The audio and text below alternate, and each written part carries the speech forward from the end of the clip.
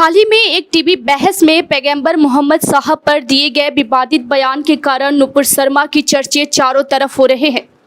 अपने द्वारा दिए गए बयान के वजह से उन्हें भाजपा ने पार्टी से बाहर निकाल दिया है और उन्हें पुलिस सुरक्षा भी दी गई है, क्योंकि कई इस्लामिक ग्रुप ने इन्हें जान से मार देने की धमकी दी है। वहीं Qatar, Oman, Afghanistan, Iraq, Iran और सऊदी अरब जैसे देशों द्वारा भी नुपुर शर्मा के बयान पर विरोध दर्ज करवाए गए हैं। साथ ही कई अरब कंट्री में भारत प्रोडक्ट को बैन करने की मांग भी उठाई है। नुपुर शर्मा का जन्म 1985 में 23 अप्रैल के दिन राजधानी दिल्ली में एक ब्राह्मण परिवार के घर हुई थी। पिताजी का नाम विनय शर्मा है और वो काफी लंबे समय से बिजनेस से जुड़े हुए हैं। जब नुपुर शर्मा थोड़ी बड़ी हुई तो उनके माता पिता ने उनकी एडमिशन राजधानी दिल्ली में ही मौजूद दिल्ली पब्लिक स्कूल में करवा दिया, जहां इन्होंने अपनी प्रारंभिक शिक्षा प्राप्त की।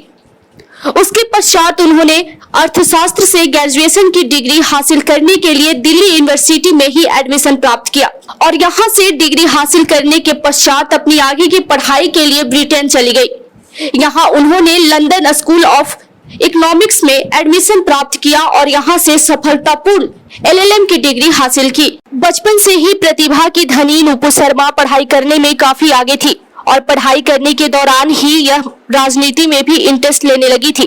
जब नुपुर शर्मा दिल्ली यूनिवर्सिटी में अपनी पढ़ाई कर रही थी तभी ये अखिल भारतीय विद्यार्थी परिषद में एक एक्टिव मेंबर के तौर पर शामिल हुई थी। बाद में इन्हें AVBP के द्वारा दिल्ली यूनिवर्सिटी में अध्यक्ष का टिकट भी दिया गया था और अपने पहले ही प्रयास में अध्यक्ष पद के लिए जीत हासिल की। राजनीति में अपनी कैरियर की स्टार्टिंग करने वाली Nupur Sharma teach of India की यूथ एम्बेसडर भी रह चुकी है। इसके अलावा नुपुर शर्मा भारतीय जनता युवा मोर्चा की यूथ विंग की राष्ट्रीय कार्यकारी कमेटी की मेंबर भी रह चुकी है। नुपुर शर्मा भारतीय जनता पार्टी के द्वारा विकिंग कमेटी में मीडिया इंचार्ज की युवा मेंबर भी बनाई गई थी। इसके अलावा भाजपा के तरफ से उन्हें राज्य कार्यकारी कमेटी भाजपा का मेंबर भी बनाया गया था। साल 2015 के विधानसभा के इलेक्शन में कांग्रेस और भाजपा जैसी दिग्गज पार्टी को पीछे छोड़ते हुए आम आदमी पार्टी ने दिल्ली में भारी संख्या में जीत दर्ज की थी। साथ ही अरविंद केजरीवाल ने भी जीत हासिल की। अरविंद केजरीवाल के साल 2015 के इलेक्शन में टोटल 57,213 वोट प्राप्त हुए थे।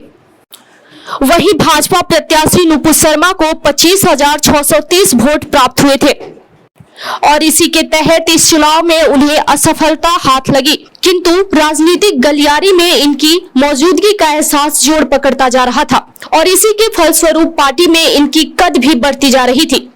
नुपुर शर्मा के अंदर एक सबसे विशेष कला ये थी कि वो भाषण काफी अच्छा देती थी। इसके अलावा टीवी डिबेट में भी अपनी मजबूत तत्वों को रखकर अपनी विरोधी पार्टियों की प्रवक्ताओं की बोली बंद कर देती थी। नुपुर शर्मा के अंदर इस खासियत को देखते हुए भाजपा हाईकमान के द्वारा इन्हें भाजपा का राष्ट्रीय प्रवक्ता बना दिया। इसके बाद ये अलग अलग टीवी डिबेट में शामिल होकर बोलना शुरू की और भाजपा पार्टी की तरफ से अपनी बातों को लोगों के सामने रखने लगी।